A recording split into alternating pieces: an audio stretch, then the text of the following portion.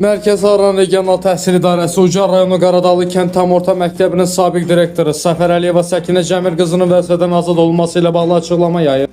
Bölgə TV-nin məlumatına görə direktor tutduğu vəzifədən özünün yazılı müraciəti əsasında ayrılıb. Bildirilib ki, təqdim olunmuş ərizə qanunvericiliyin tələblərinə uyğun qaydada rəsmiləşdirilib və əmək münasibətlərinə xitam verilməsi əmək məcəlləsinin müvafiq maddələrinə əsasən həyata keçirilib. Açıqlamada qeyd olunub ki, məsələ ilə bağlı aparılan daxili araşdırma zamanı hər hansı təzyiq faktı müəyyən edilməyib. Qərarın qəbulunda mövcud prosedur qaydalarına tam riayət olunduğu vurğulanıb.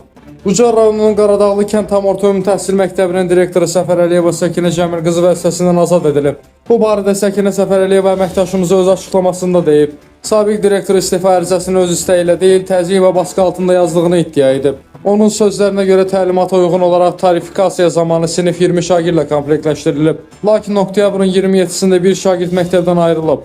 Bundan sonra ona qrupun bağlanmalı olduğu bildirilib. Sabiq direktor qeyd edib ki, akt tərtib olunub.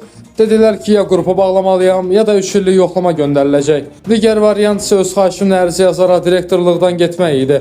Qorxu və baskı altında ərizə yazdım, deyə o qeyd edib. Səfər Əliyevanın sözlərinə görə oktyabrın 18-də məktəbə qədər və Ümumi Təhsil üzrə Dövlət Agentliyinin direktoru Eşqi Bağırov ərizəni təsdiqləyib və bununla da onun əmək fəaliyyətinə xitam verilib. Sabiq direktor bildirib ki, əslində məsələ ilə bağlı Mərkəzi Regional Təhsil İdarəsi tərəfindən yoxlama aparılmalı və nəticəyə uyğun qərar verilməli idi.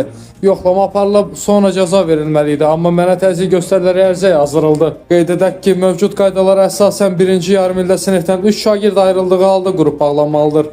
Harun İsrafiloğlu, Bölgə TV.